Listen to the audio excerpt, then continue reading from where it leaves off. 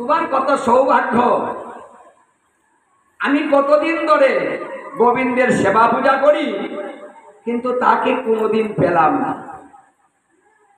তুমি তো কোনোদিন পূজা করো না, পূজা করি আমি, আর তুমি কি করো? আমাকে সহযোগিতা করো।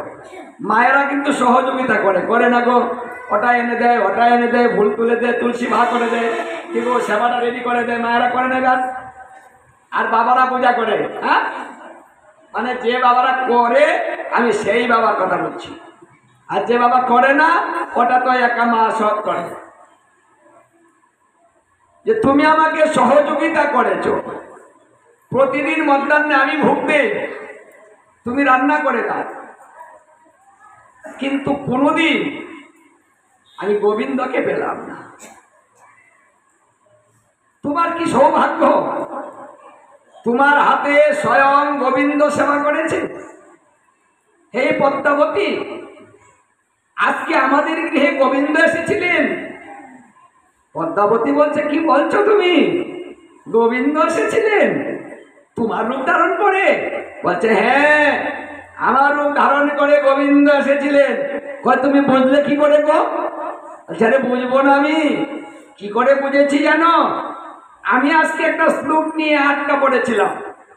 ওই শ্লোকটার প্রতি আমার কোনো বিশ্বাস ছিল না, কারণ ভক্তের চরণধুলি ভগবান কেন মস্তকে ধারণ করবেন? এই কথাটা আমি গ্রন্থে লিপিবদ্ধ করিনি, কিন্তু যিনি সেবা করেছেন তিনি নিজের হাতে ওটা লিখে দিয়েছেন যে সত্যি আমি ভক্তের চরণধুলি মস্তকে ধারণ করি, করে থাকি।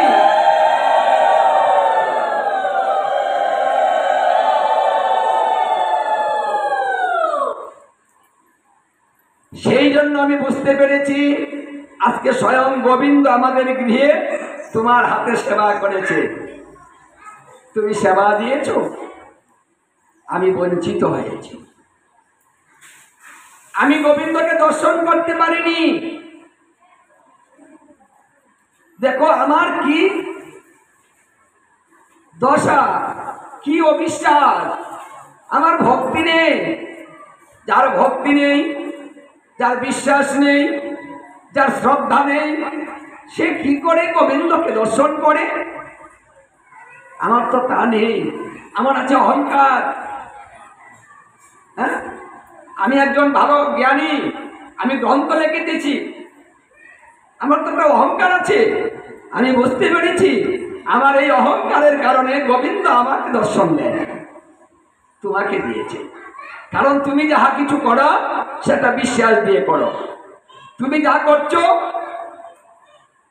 তা সত্যিকারে করছো, আর আমি যা করছি নিজেকে প্রতিষ্ঠিত করার জন্য করছি, সুনাম অর্জন করার জন্য করছি। এই জন্যই হয়তো গোবিন্দ আমাকে দর্শন দেয়। পদ্মাবতী, শাস্ত্রে লেখা আছে যদি ভক্তের কৃপা হয় তাহলে গোবিন্দের কৃপা হয়, ভক্তের কৃপা না হলে নাকি গোবিন্দের কৃপা হয় না। গোবিন্দের পূজা করিলে অন্তিমকালে গোবিন্দকে পাওয়া যাবে, তার কোনো নিশ্চয়তা নেই।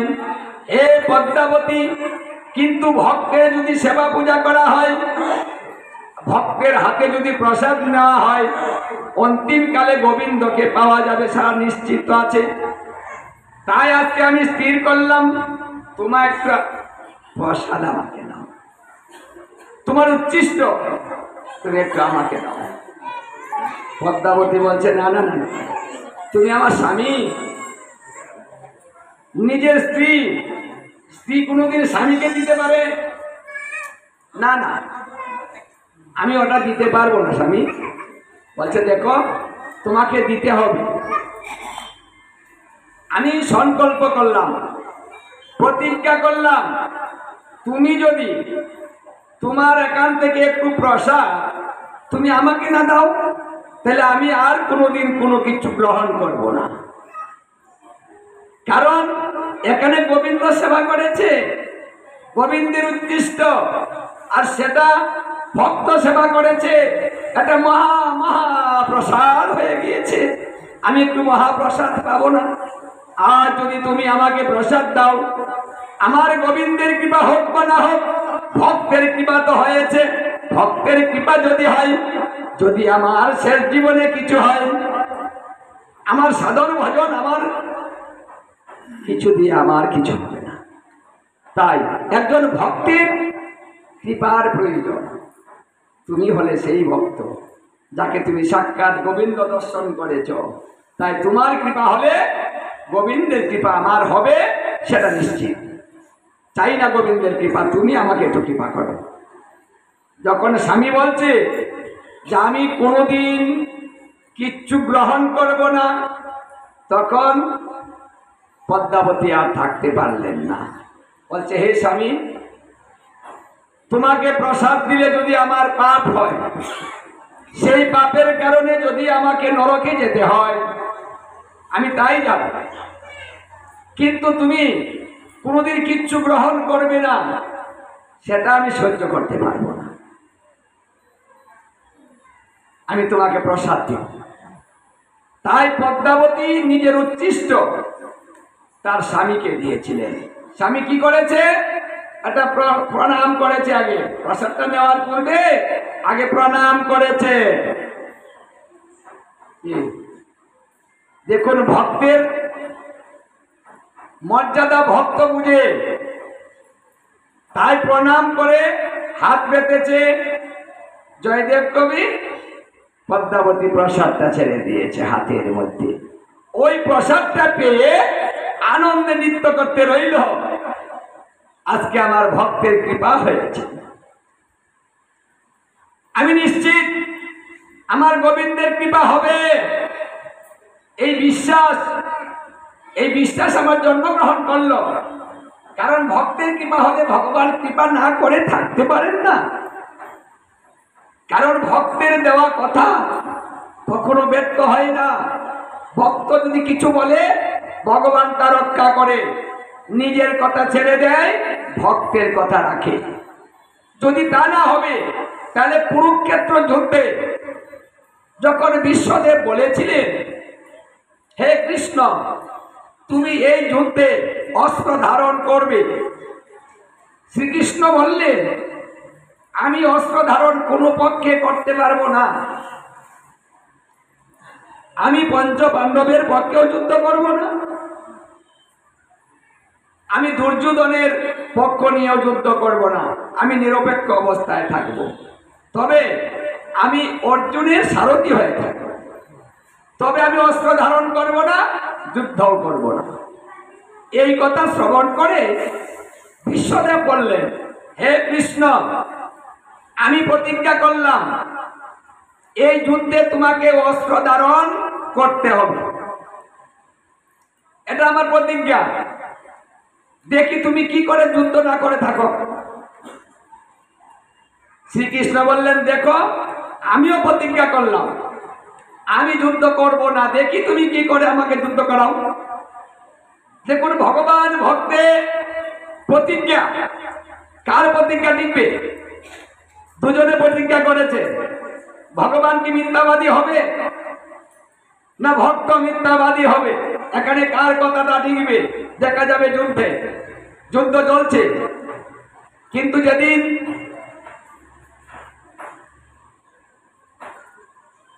বিশ্বদেব অর্জুনকে এমন ভাবে অ্যাটাক করেছিলেন, অর্জুন আর সেদিন বিশ্বদেবের কোনো বাণ ফেরাতে পারছেন না। বিশ্বদেবের এক একটা বাণে রথ এবং কৃষ্ণ অর্জুন সহ 7 হাত পিছিয়ে যায়, কোনো মতে বিরাতে পারে না। এখানে ঠিকাকার বললেন যে যদি কৃষ্ণ ওই রথে আরোহণ না থাকতেন, তাহলে রথ সহ অর্জুনকে খুঁজে পাওয়া যেত না। এমন ভাবে বেগে বিশ্বদেব যুদ্ধ করতেছিলেন। কারণ বিশ্বদেব কিন্তু খুব শক্তিশালী ছিলেন, ভগবানের পরম ভক্ত ছিলেন।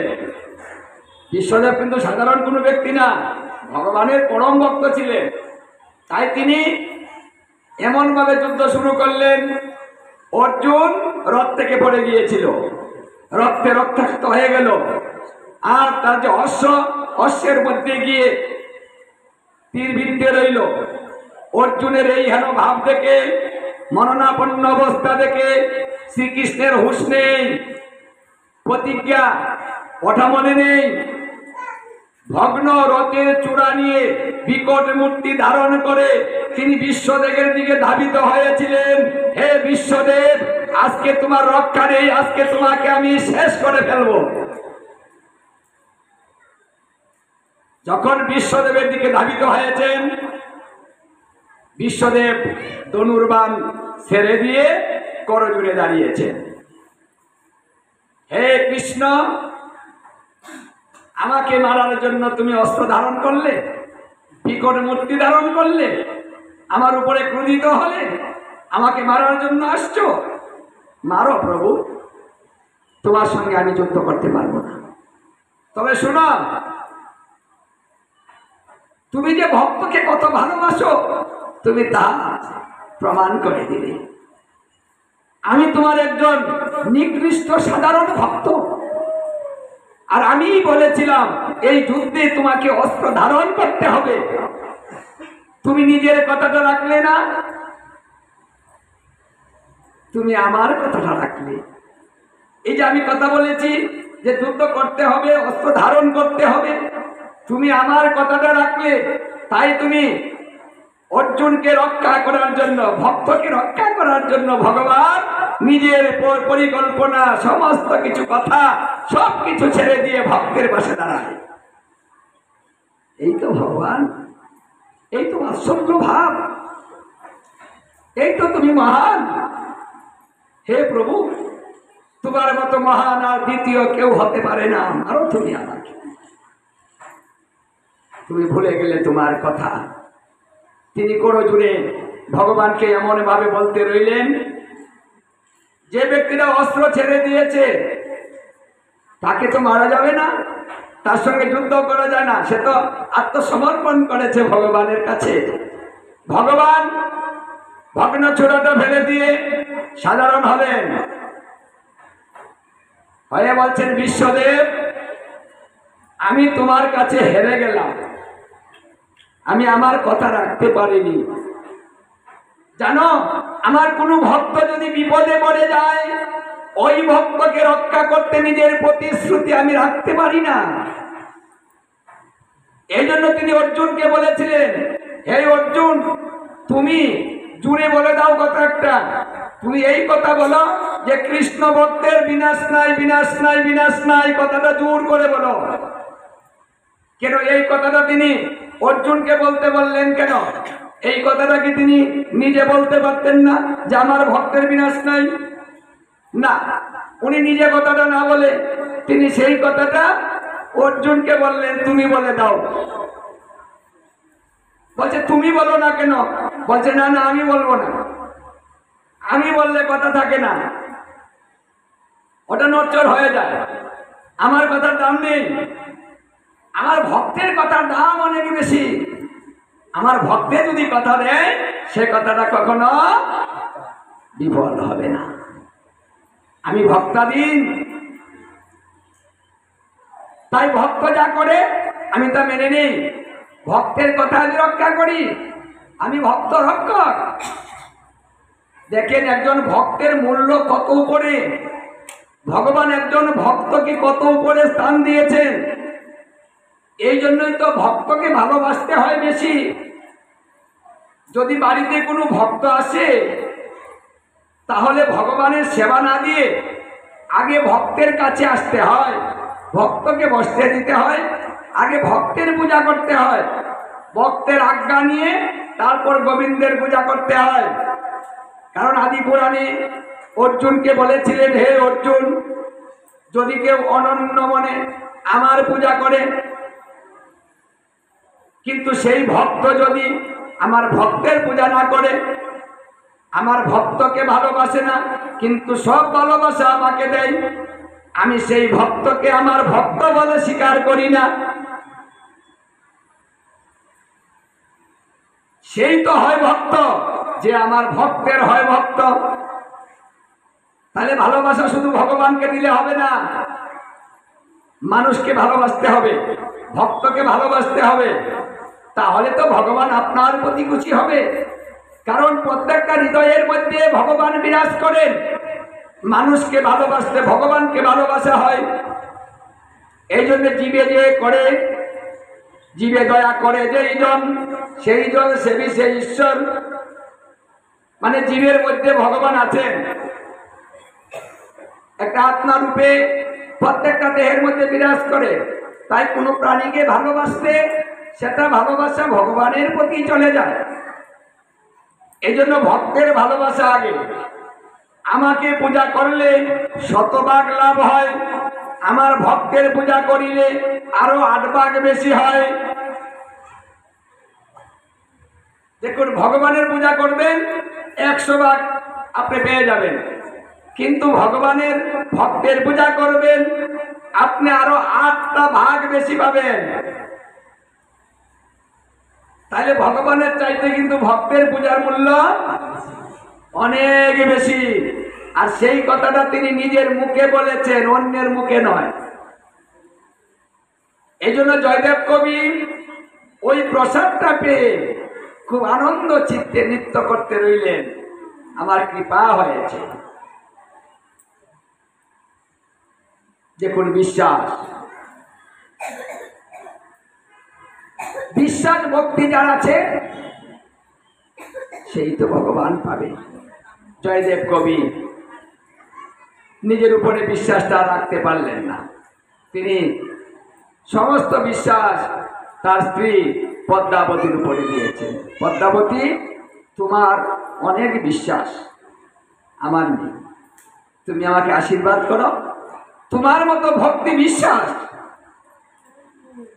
আমার যেন হয়। একজন ভক্তকে যদি আশীর্বাদ করে, মহতের কৃপা ভিন্ন কার্য সিদ্ধি নাই হয়। কৃষ্ণ ভক্তি দূরের কথা, সংসার বন্ধন না হয় ক্ষয়।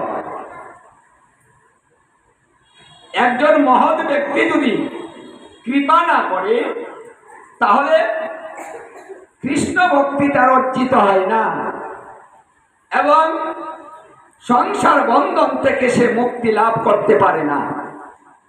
একজন মহতের কৃপা আমাদের অত্যন্ত প্রয়োজন। এই জন্য সাধুগুরু বৈষ্ণবরাই হলেন মহৎ।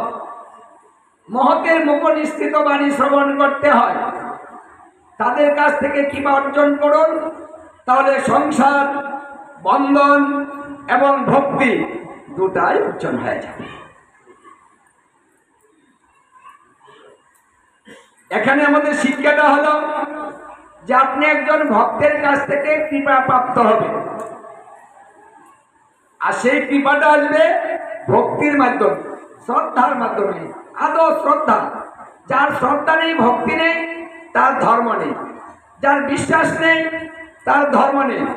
কারণ বিশ্বাস হলো ধর্মের মূল খুঁটি।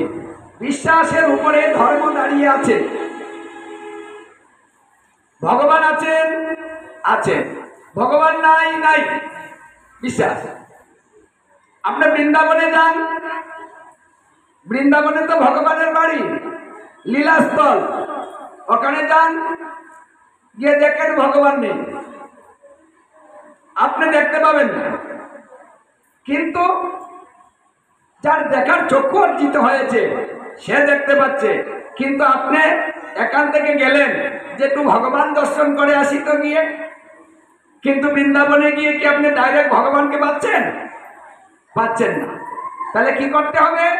বিশ্বাস করতে হবে।